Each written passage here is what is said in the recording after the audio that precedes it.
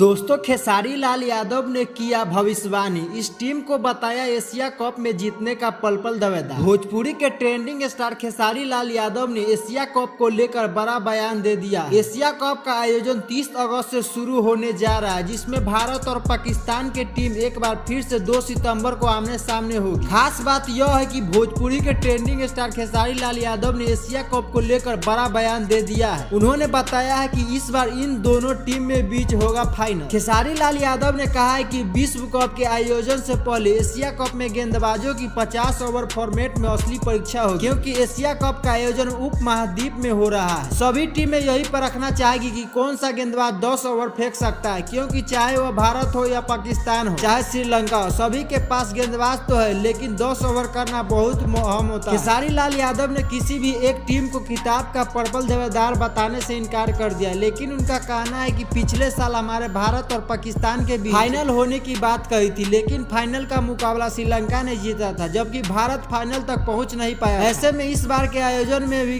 किसी एक की राह आसान नहीं होगी। यह तीनों टीम किताब के पल पल दावेदार हो सकते हैं।